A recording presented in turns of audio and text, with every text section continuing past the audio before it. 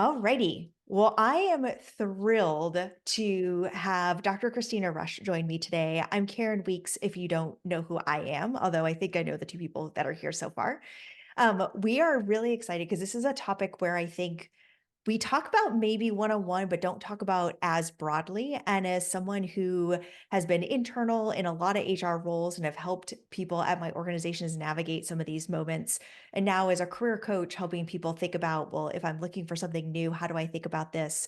When Christine and I first met up, we felt like this was a topic that wasn't talked about enough, where these two things overlap. So before we dive in, which I've already kind of done, I just want to kind of take a step back and give everybody a chance to get to know us a little bit, and then we'll start our chat. So my name is Karen Weeks.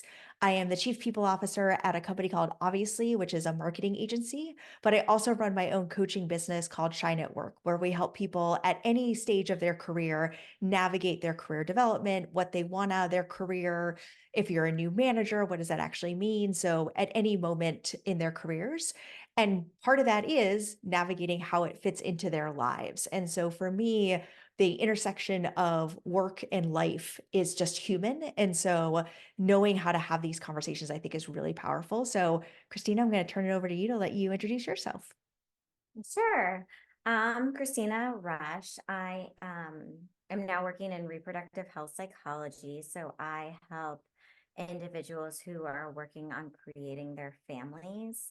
And often it's through sort of fertility treatments, and that can be a really time intensive, laborious act. So it's also has the intersection with work in multiple ways. One is their insurance coverage.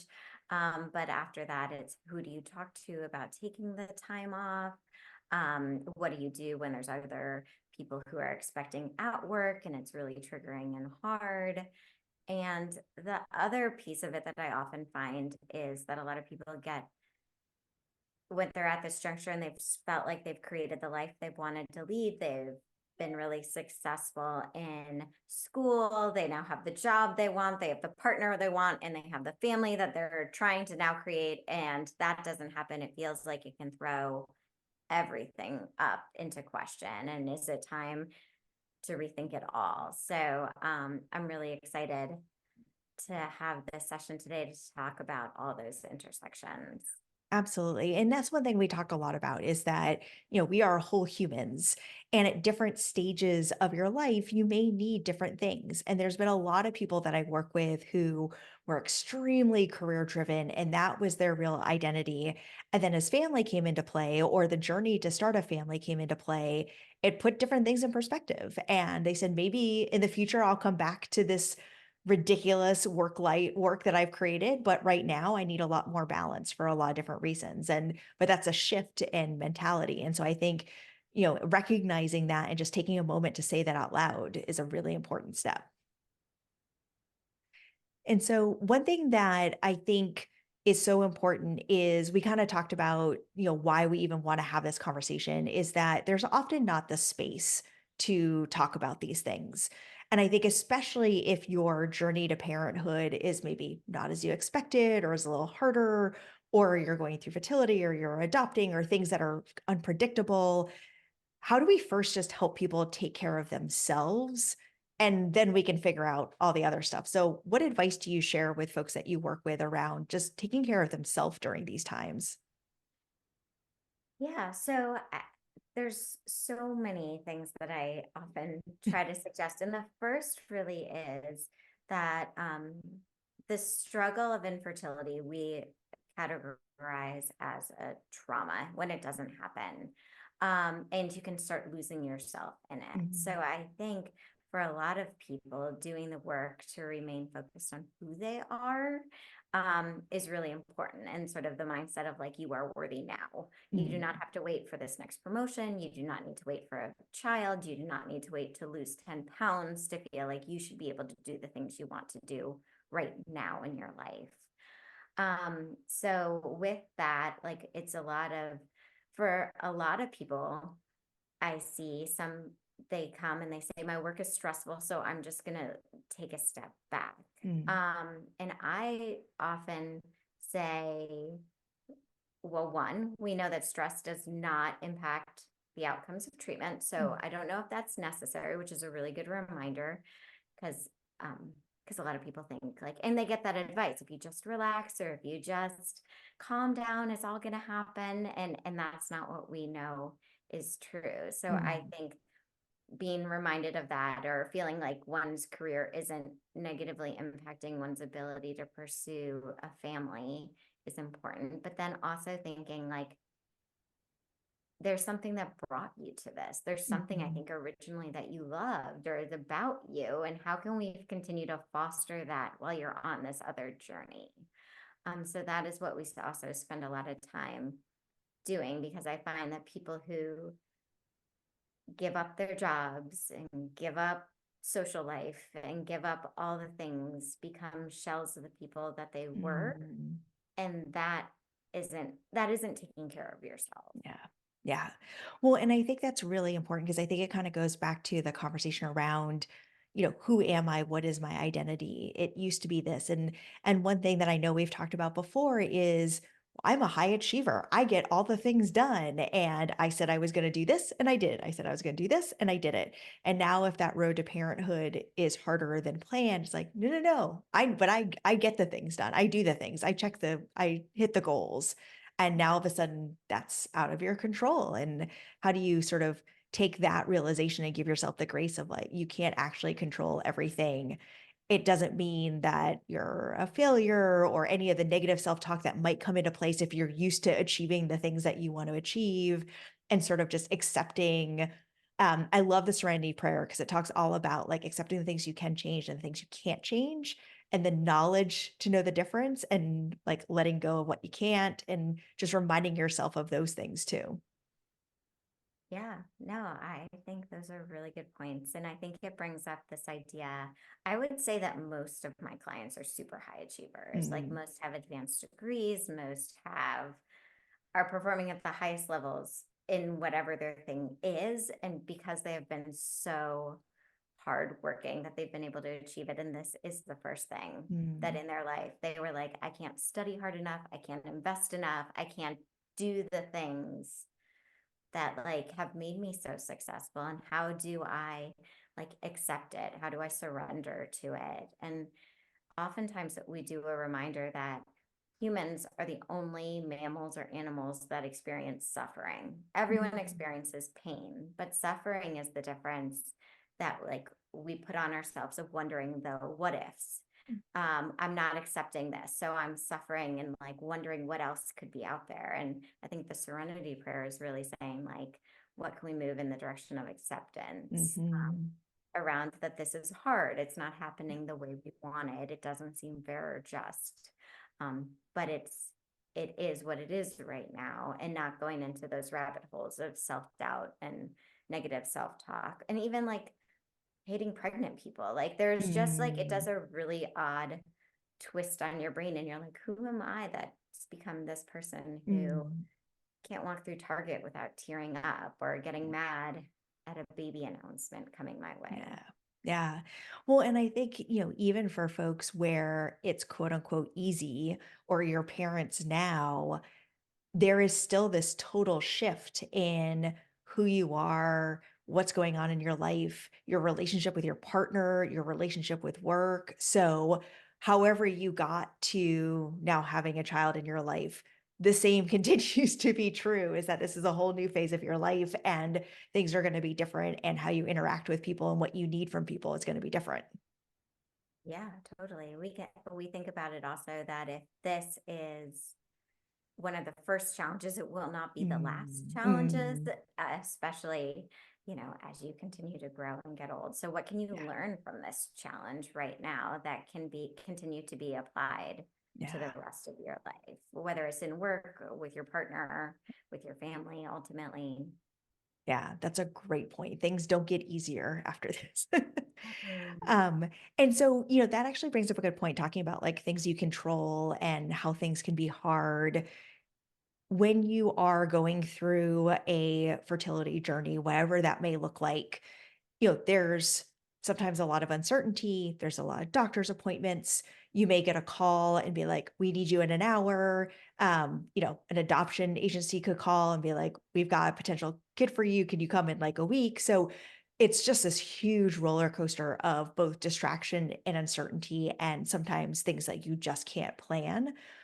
How do you help people think through that from more of a mental and emotional side? Because I have some thoughts on sort of how to navigate it on the work side too. Um, so the way that I typically work with people is really understanding your values. Mm, So I do a lot of value work at the beginning of any session to find out what you want your life to be about. So in 5 years, in 10 years, in 20 years, what do you want either your partner to say about you, your work to say about you, your kiddo to say about you? And I really try to refocus not on an outcome, but on the values that you want to drive this. So that is usually where I start focusing some of my work when I navigate it at from from the client's perspective. yeah, Like that's what I try to hone in on. I Does love that that. question? Yeah, no, it does, because I think that really speaks to then what I let people know about at work is what's important to you. What are the things that you want to make sure that you're able to continue from a personal brand standpoint. So, for some people, it's I want my team to know that they can count on me. And I feel like right now they might not have that because I disappear. And especially if people don't know what's going on, what can I do about that? And so it might be, well, just be really honest and say, I've got some stuff going on. So I may have to disappear for an hour in the afternoon. I'll make sure my Slack shows that I am like away, or I'll put an out of office on my email. I'll let you know if I'm going offline and when I'll be back online. That's the accountability. That's the support. That's the relationship building. So I don't feel like I'm letting people down. That's all it has to be. And yeah, it may be that, in a half hour from now, I got to jump offline unexpectedly, but I'll be back at 5. I'll check in with you then. That's all the team needs. And so going back to what you said is, what's important to you and how do you want to present yourself? Finding new ways to do that. That's no longer maybe being online every hour of every day, but this is the way you can still show up that way, just in a new world. Yeah, no, I think and I love the value of like dependability and where Mm, does that show up and how is it important to you? And I think sort of mental health issues and infertility, I'm going to wrap into the mental health issue is different than so many other diagnoses or trying to have a family. It's not like if you had cancer or you mhm. came in with another sort of medical condition, you could say like, I have this going on. People would show up with meal trains in the back of their head. They might be worried, a little worried, well, she's going to be checking out, I may have some more work. But I think overwhelmingly people are compassionate Yeah. towards people who are going through big changes in life or unexpected problems. So, but I think infertility and pregnancy are just different. It's like Yeah. all this defensiveness goes up, like, oh, they're going to be taking, I think, in addition to work, like, oh, they're going to be taking time off. They're not going to Yeah. be here. And that feels really challenging, I think, to Mhm. present that way and be vulnerable in a workspace, sort of suggesting that even. Yeah. I also think just because, like, again, big things like cancer, I think you tell, but I don't know if you tell your colleagues you're suffering with depression. I don't know if Mhm. you tell your colleagues that you're really anxious or you're having flashbacks. And I think if we think of infertility as trauma, it often is accompanied with a lot of mental health Yeah. issues related to it and suffering. So, what I also can say is that I think being honest with some people at work, the can be really amazing. I think you'll find 1 in 8 people suffer with infertility. Mhm. Someone at your work, especially if we're all in high achieving places, have delayed parenthood. Yeah. So there's someone else who's gone through it, or someone else who's been a parent or had a pregnancy loss at some point Yeah. and can really be there for you. And I think those people who share end up feeling better about it. I also, one of my favorite clients that I work with talks about her infertility as like the purse she just brings with her. Like, it's like me and Mm, I'm coming, but this is my sack. Like, I am just carrying this sack around with me. And it like, it takes up space and I bring it and I acknowledge it and people acknowledge it, but it just is part of me right now. And I'm yeah. bringing it with me. Well, and it's interesting because so much in the post-COVID world or the post spike of COVID, because I know it's still out there, was around bringing your whole self and burnout. And as a parent, my kids are in a Zoom call right there, or I have to sit with them because they're too little. And so there was so much rally around all of other things about our life that was entering into our work life because we couldn't ignore it anymore. It was literally in our homes. We're working from our kitchens. And so all of that came up to the surface. And I think that, maybe it's died down a little bit just because we've quote unquote gotten back to normal, or people, to your point, maybe didn't bring all of the pieces to it, like infertility. I actually also saw it on like the menopause side of, people just talking about other things that are happening in their life that may or may not feel comfortable being talked about. So I think it also says something about the people you work with, the kind of company you're working with, an HR partner that you can really trust, a mentor, a manager, to your point, who can be someone that can help you navigate this at work.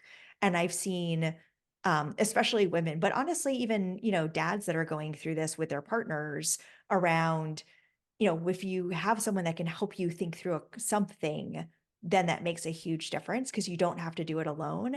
And if nothing else, it can be another person that says, yeah, they're going through something personal. Don't worry about it. They'll be fine. Mhm. And so that brings us to a great conversation is, how do I share? Do I share? If I share? And I was actually talking to my coaching partner who's a former recruiter about this, and we were talking about it in the job interview side of things. And, look, there's clearly, if people don't know this, there are laws that protect you. They're not supposed to make hiring decisions based on pregnancy or going through the pregnancy journey.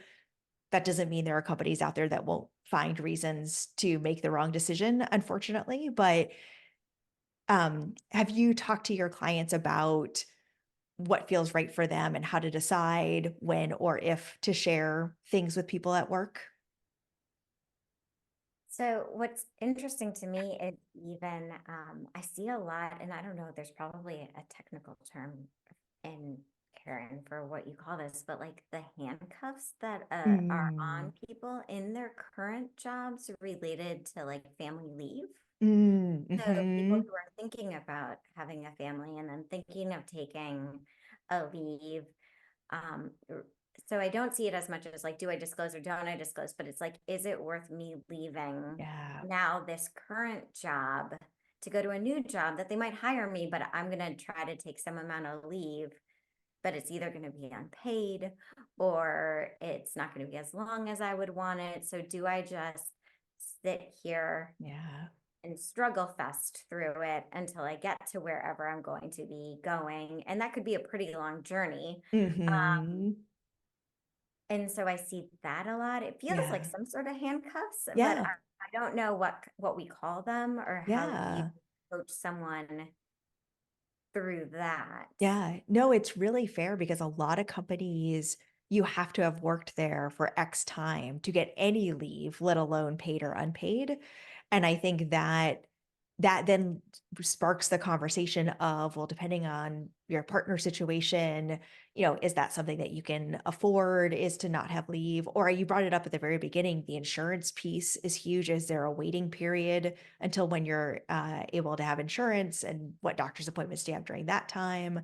And then frankly, even the ability, some benefits for childcare don't kick in right away. So even if you're able to like time out the whatever, however the child comes into your life, then you've got like daycare and those sort of things. Those may not be available to you right away. So I think that's a great call out is, as you're navigating your career while building a family, thinking about all of the things, which by the way, can also just make it even more exhausting. If you're already exhausted through this journey, emotionally, physically, now you have to think about insurance and leave and who's going to cover my work and all of those pieces. So I think that's where, when possible, talking about it earlier rather than later gives you the opportunity to have those conversations so that you can make decisions that feel right for you. And that decision may be, I am going to stay put, or that decision may be, well, I'm going to take this leave, or I'm going to make this move because they do have great leave. Or maybe I was talking to my partner about this and he was saying, there was once I started, I moved their start date. So they took maternity leave through their current company, resigned, and then came to our company.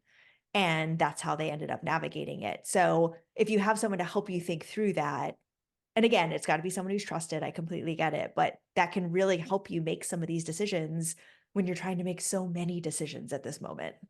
Mhm.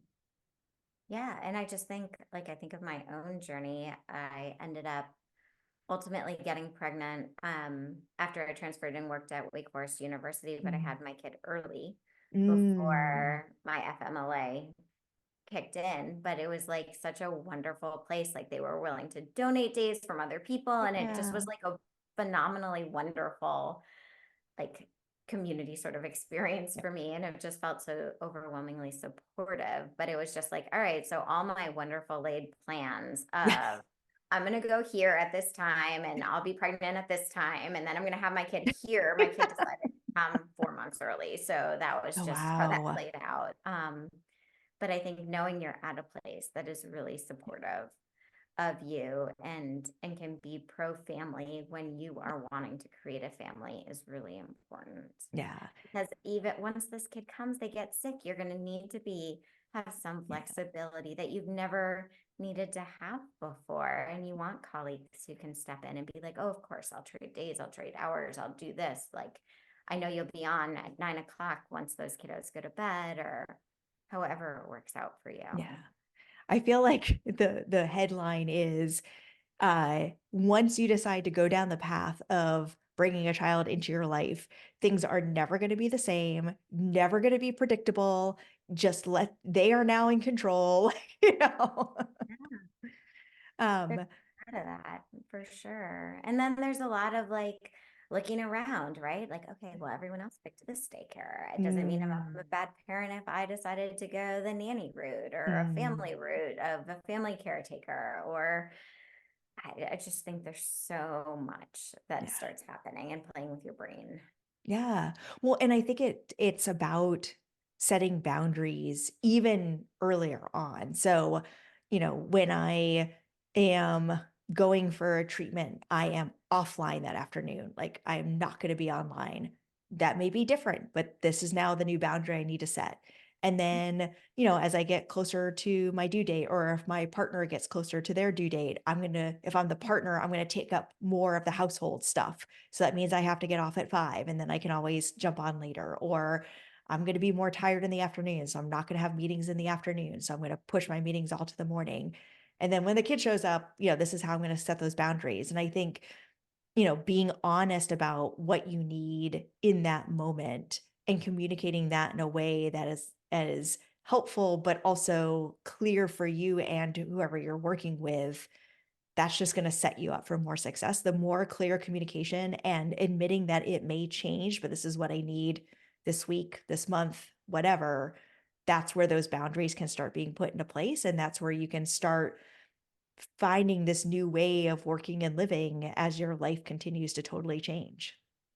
Yeah, I really like that. And I like the idea of boundaries. And I think the boundaries should be about sort of you again, like Mhm. harkening back to what I said earlier about you don't have to wait for the kid. I feel like so much I hear from my clients who are struggling with infertility at work is like someone at the office will defer to them and be like, well, you don't have kids yet, you don't have a lot going on in Mm, your life. And I think if you're starting to create these boundaries around what you need, like you are worthy now of taking the afternoon off, or you are worthy now of going offline, or if you know you're going to get a result at work during the day, like what do I need in order to like feel like I can read the result and process it, but also still Uh, function in my day. Does that mean I need a break? Does that mean my partner needs to get my results so that they can read it and I'll get it when I get home? Does it? So I think there's some navigating of that, but I think you saying what boundaries you have right now is really important. So it doesn't just come later when you have the kid, because I think comments like that can be really hurtful and painful. yeah. Well, and I think too, we were talking about sort of finding support within your organization. And I know that's different if you're a really big company. Maybe there's a lot more ability to cover, right? Because you're on a team of 200 or whatever. If you're at a smaller company, maybe you think that's harder because you're a team of three. And so who's going to cover when I'm out, or how am I going to think through this? Or there's not as much flexibility.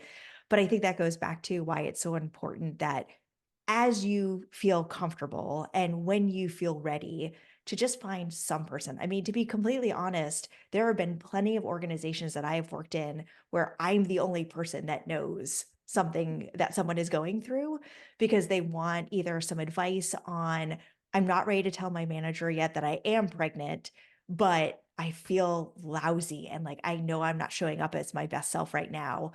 How do I have some sort of conversation so I'm not blind to it, but I don't want to tell them yet? Or I'm going through IVF and the hormones and the medications are really impacting me.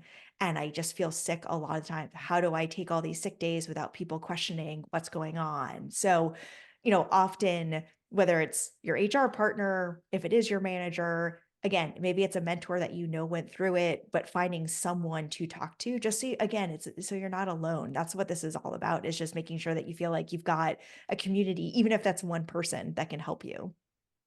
Yeah. And I think when to tell is really hard. Again, this is Mm, like a really vulnerable time.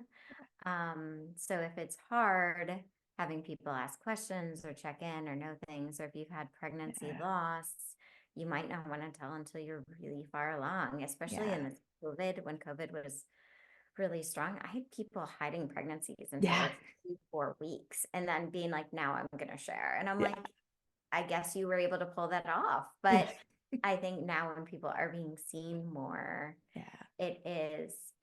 it's harder to pull off. I can say overwhelmingly, I think people feel better when they've shared. Like, Mhm. I just feel like it feels like an incredible burden to keep so secretive and isolated. And I have it in lots of cases. The other big case that I usually see it in is when people have used like sperm or egg donor and have Mm, announced a pregnancy, but now need to, or are planning to announce that they use some donor gametes as part of it. And it just weighs on them and it mm, steals some of their authentic experience and joy because they're just worried about this eventual disclosure rather yeah. than be able to enjoy the moment. Mm, I also, when I work with people around telling, I talk a lot about societal messaging about mm, why we shouldn't tell and why this is like such a taboo mm, topic. And I think once we unpack that a little bit, I think we recognize it's called, like, the name we call it is disenfranchised grief. And it's something mm. that it's a grief you go through, but it's not recognized by society. Yeah. And originally it was discovered in work that people did with family members whose family members died of HIV and AIDS, Mm, and you weren't allowed to be as sad when they died because it had to be more secretive and hush hush. And from that research, we've really started to apply that term to infertility, pregnancy loss, and I think in general, just the beginning parts of pregnancy. Like, it's super exciting, but there's this like disenfranchised, we can't talk about it part. yeah, it's really interesting. There is the parent company of the company where I'm the head of HR. They actually have grief and bereavement leave for miscarriages. Now, Wow. that means you have to tell someone that that's what happened, and that's why you have to ask for the bereavement leave. But I thought at least the messaging was there that was saying, we understand this is a loss. We understand there's grief. We understand you need to take time. So this is there for you. And I thought that said just a lot about how they approached family and just their overall values as an organization that they thought to carve that out. Yeah. No, that's amazing. I do not hear of that very often, but I love that a company has recognized that and carved out a special space and time for that.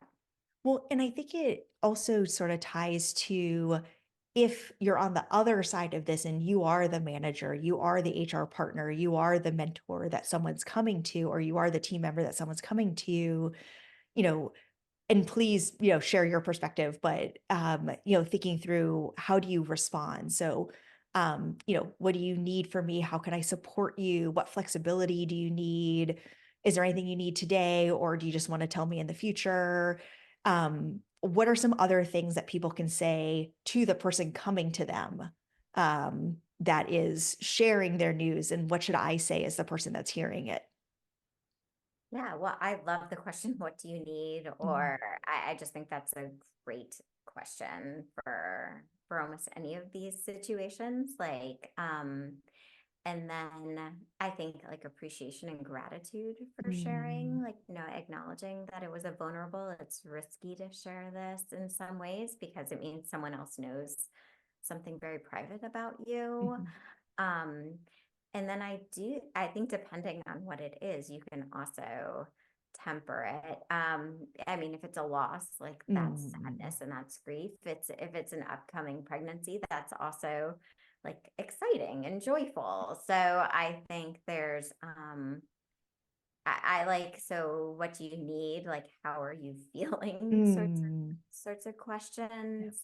Um, and I think gratitude for sharing is really important. I've had some situations where people have had like really terrible morning sickness and Mm, ultimately had to get on a different sort of work schedule. So they had to log in a lot after hours because that was just the time that they felt the best in the day. And finally, when she told her boss why she wasn't being as available during regular hours because she was so nauseous that she couldn't mm, possibly do spreadsheets. I mean, it was just terrible for her, but she felt so much better. And she ultimately did need to go down a little bit on her hours because mhm, she couldn't get it all in, but feeling like she was being like an ethical employee, like she was being mhm. honorable was also Yeah, really important to her. So like negotiating that and having her boss have space during this time to put her on a more of a part-time schedule was really helpful yeah. for her.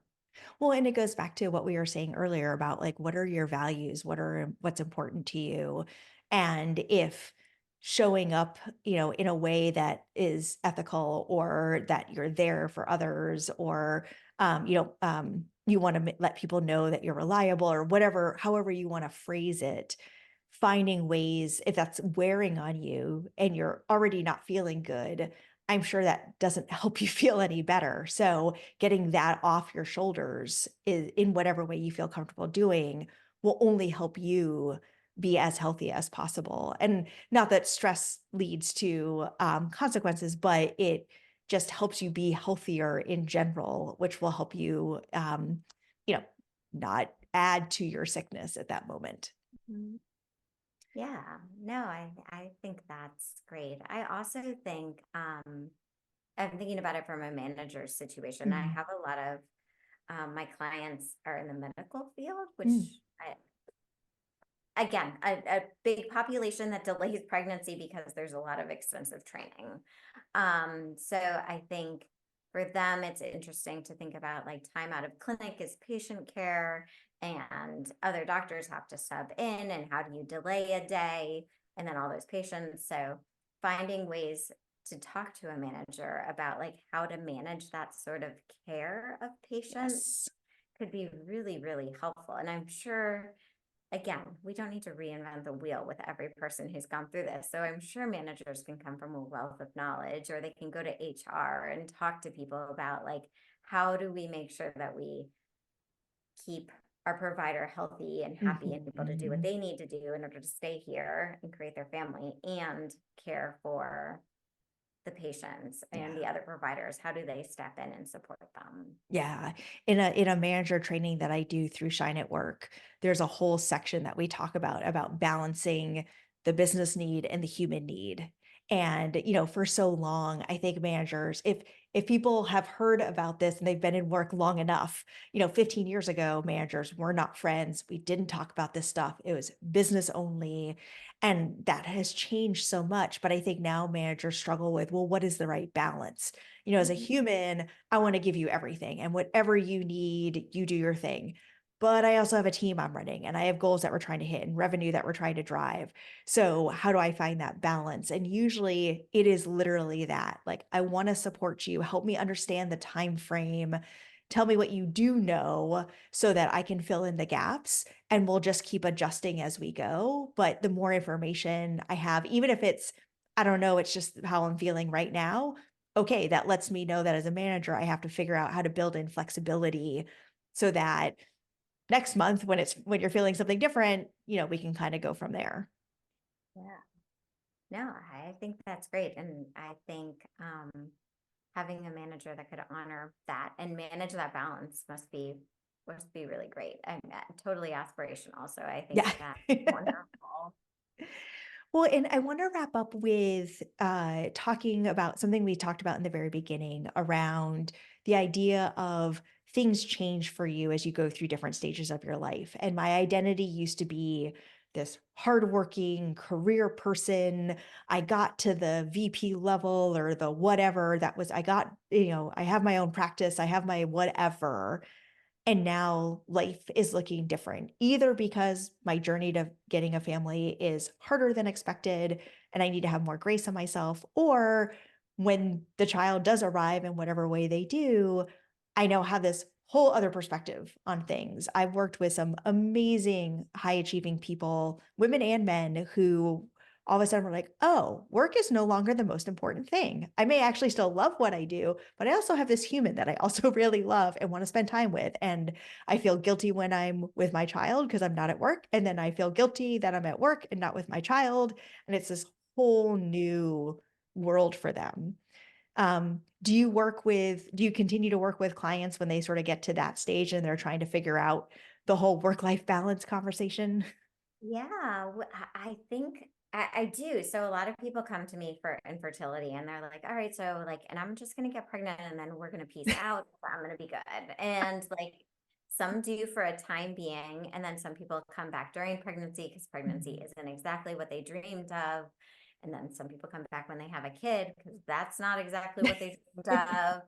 And then some people like it is reconciling this Mhm. work. And do I now want to take a step back? I love my career. I love what I've done, but this now feels like the most important thing for me to do right now. So Mhm. is that a temporary pause in my career to Yeah. really spend time now with this family I created? Is this, or is it conversely like, I love my career. I'm Yeah. so glad I have this kid and I love them so much, but I also love myself and I love my job and Yeah. I would love to keep working. And how do I navigate again that parental guilt, right? Anywhere Mhm. you go, I think as a parent you will feel guilty and so like really working through like what is the best decision for you right now and knowing it just has to be a right now. It doesn't Yes. have to be a forever. And I think Karen, you and I have talked about that Yeah. before. Like we're not talking about the decision that has to take your career to the very end in retirement. We're talking about like at this juncture, what do we need? And if you take sort of a Buddhist mentality of like everything comes into your life to teach you something, like Mm. maybe this experience right now is teaching you something that will prepare you for the next thing that you do in your Mhm. career or in your life that could be really amazing and meaningful. Yeah, absolutely. And we've talked about the whole idea of like, this is just what you need in this moment. And, even as you were just talking about the way people work with you, even those are in those moments. I'm struggling to have the family I thought I was going to have. And that's one moment. And then, oh, and now I am pregnant, or we've decided to adopt, and that's different emotions. And now I'm here and this baby is here. And now these are different emotions. And so even to get to that point, you've already had different phases. You've already gone through different things. You've already needed different things. And that's just really the beginning. 'Cause now you've got a human in your life. So, acknowledging that and recognizing there is no right answer. And I think that's actually my biggest theme for if I were to put a theme on this webinar is that there is no right answer. how you get to a place of parenthood, there's a lot of different ways. How you want to tell people at work about that journey is what feels right for you. What you need out of your partner is what feels right for you. And then how you navigate your career after is what feels right for you and your partner and your now family. Because there was one podcast I was listening to, and the woman was talking about how I think I'm a better mother because I love my job. And I come home so energized because I love what I do that I give way more to the kid, even though it's less hours, I feel better about myself. So therefore I'm going to be a better mom. And maybe that's what resonates with you. So it's just what feels right for you, and that's okay. Mhm. Yeah, no, I think that can be, again, it's not about losing yourself. And that's Yeah. one of the first questions too that we talked about. So there's no right answer as long as you're being like true and authentic Hmm. to yourself. I think then you can end up in a place that like at the end of your life you're going to feel pretty good about. Yeah, absolutely. Well, I wanted to give, I know we've got a smaller group, and I don't know if anyone has any questions, but feel free to put them in the chat or just unmute yourself as well. While people are thinking about that and seeing if there's anything they want to add in, is there, how do I want to phrase this question? As you think about different people that you work with or different journeys that you've seen people go through, we've kind of started to talk about it, but are there any missteps or landmines or like trips that you see people take that maybe we can help others proactively miss? Like, is there any theme that you see people kind of struggle with that you want to share? Like, avoid this if possible?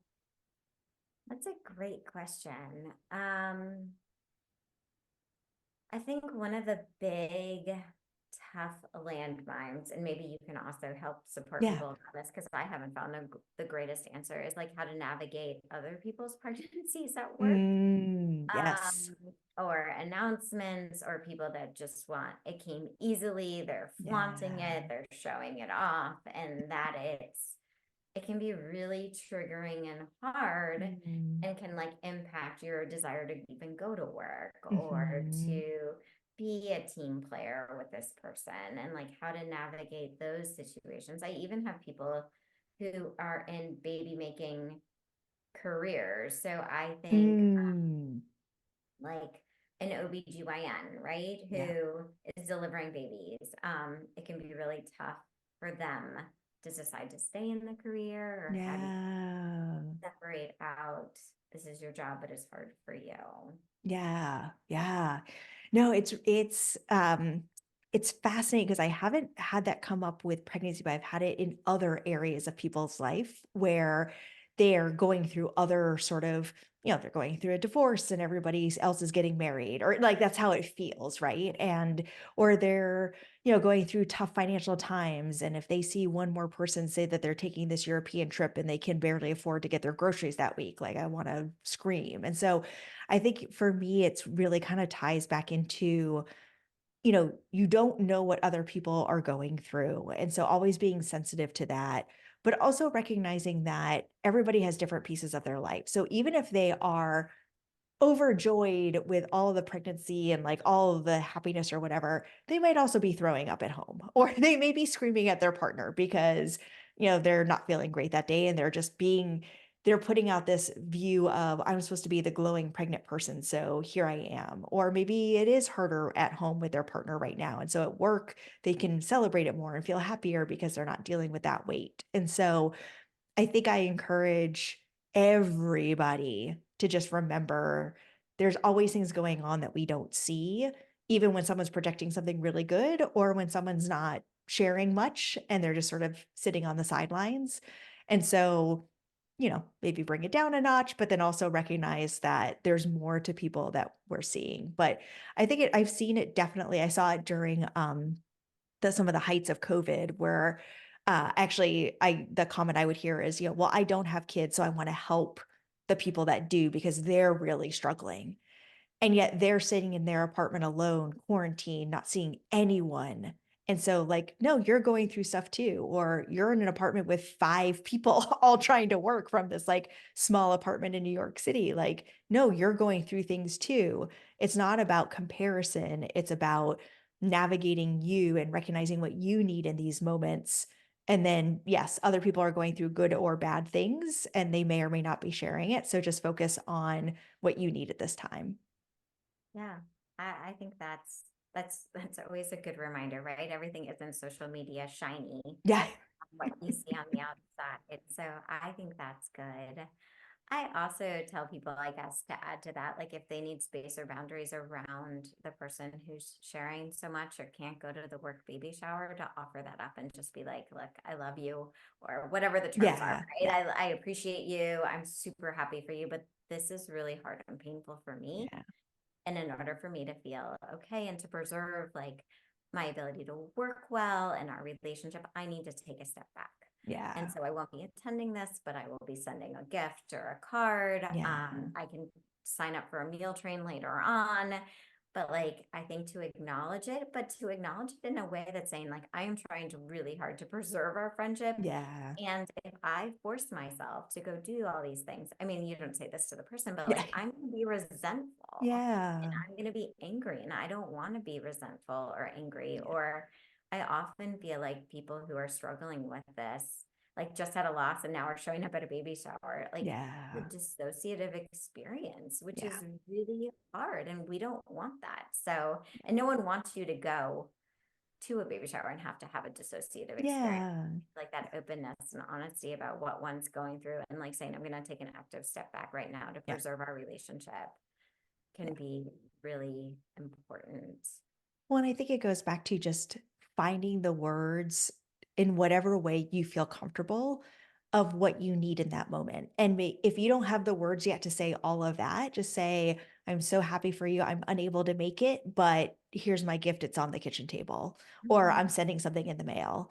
And even just saying that is maybe all you feel comfortable sharing, and that's totally fine. And so it's just I can't echo it enough. It's and Jackie mentioned it, just having this conversation is, helpful to bring these things to light. And it's just finding the words that feel right for you in that moment and sharing it with those that you can. And I'm a big believer of the more we can talk about things, the less stigma there is around it. And I think to your point, I don't know if it's the group I'm a part of. I don't know if it's because, like from an age bracket, although now I'm sort of on the later side of it, but I don't know if it's because I am in HR or what, but the number of people that I have heard come forward and share, I'm going through my own fertility journey.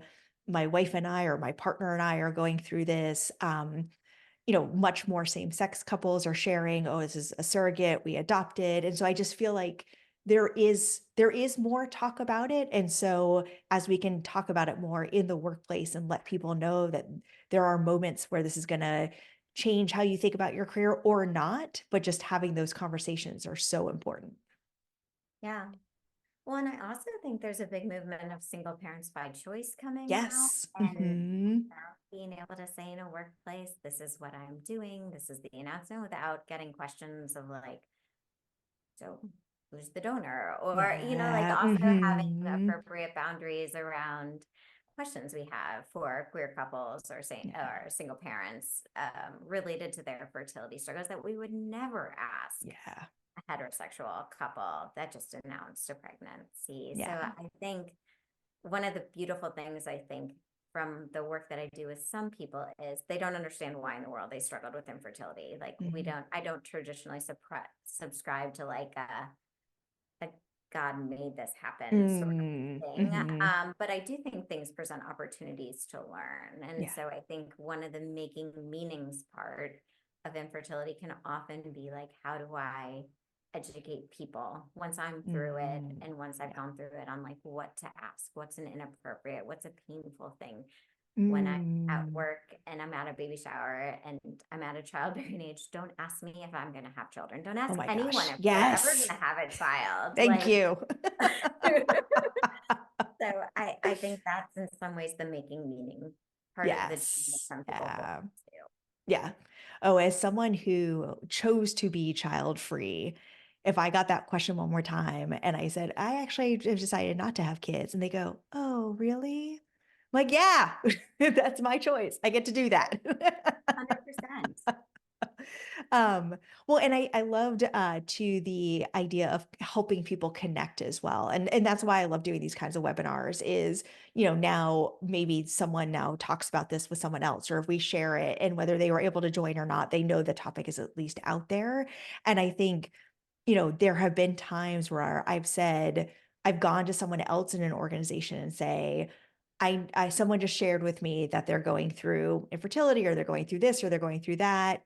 I know you did as well. Would you be okay if I said something and said, "Oh, you should go talk to that person," with your permission, of course? And sometimes they say yes, sometimes they say no. And of course, I respect either. But if I can connect people who might be able to help each other in a way because they've been there, even though every journey is different, that's another thing that sometimes can be helpful. Or people say, nope, I got enough of that. And that's fine too, but it can at least make that offer. No, Amazing. I love the idea of having people be able to connect with other Yeah. people, asking Yeah. permission. Um, it feels like it can be a really lonely journey. Sometimes I Yeah. have people come into therapy, and I'm pretty open on my website and in my personal experience that I went through a lot of it myself. Um, and they'll just be like, at some point, can I ask you a question? Like, Yeah. and I just think there's so much isolation and being alone that Hmm. knowing someone else navigated it, that they don't have to reinvent the wheel. Yes. Not the only one, although they hear the statistics that they're not. Um, Yeah. it can feel like you are when you're in the middle of it. Yeah, absolutely. Well, and reading another book or another whatever about it, it doesn't have that same personal connection to actually see someone in front of you, be like, no, I've been through this too. That just makes such a difference because you're a whole person that's like real versus Mhm. another study, another book, another whatever. Yeah. And I think that's the thing about social media that can be helpful is on the flip side, it just feels like all you see is another pregnancy announcement, but there's also so many online communities or people who are sharing their journeys online that maybe, help you feel less alone as well. Yeah. No, I think there's a place for social media, right? It's Yeah. not all social media for being happy, but I think there are definitely a lot of good opportunities for supports and to not feel so alone on social media as well. Yeah. And again, it's what feels right for you. And I Mhm. really do feel like that is the takeaway from all of this is figure out what your values are, what you need, what you're needing grace for and support for, and then where you feel comfortable and how you feel comfortable talking to the right people about that. And that's really what this is all about. And it could be a therapist, a coach, a manager, an HR partner, a mentor, a team member, whoever, but someone to help you find the words as you're going through this. Yeah. Yeah, no, I think it gives you the words, it gives you connection, it can give you Mhm. permission Yes. to know that it's appropriate and you're able and worthy of asking for the things that Yeah. you need in these moments, which I think is really wonderful. Yeah. And most of the time, yes, humans can make the wrong decisions and do the wrong things in the moment, but most of the time, people will be there for you. And so when you do decide to tell your manager, when you do decide to tell your team, they're going to be there for you. And that's what matters most. And something, if they're not, then that's a whole other conversation. And that to lead to, is this the right place for you still? But giving people the chance to be there for you most of the time, they will. Yeah, I agree. And I think like people are responsive to coaching around like, this is what Yes. I want. This is what I'm able to tell you. Please don't ask me questions. Like, I would love to Mhm. come back to you with more of my details. Like, I think people want to help, but sometimes don't know what to say or how to say it. So, if you can Yeah. coach them along too, that can be really helpful. Yeah, absolutely. Well, thank you so much for your time and sharing all your perspective, both from your own journey, but also coaching and supporting so many people on their journeys. And we will send an email afterwards with our contact information so people can reach out to us. If there's anything that we can do to support anyone on this call or anyone in your lives, definitely let us know. This is a lot to take in. And so if there's any way that we can help, we definitely want to. So thank you again so much for your time today. No problem. I loved it. Yeah. I appreciate being here and sharing and having this really wonderful conversation. So I thank do you. as well. Absolutely. And thank you everybody for joining, and we'll be in touch more soon. Okay, All right. sounds good. Thank you. Thanks. Bye, Bye. everybody.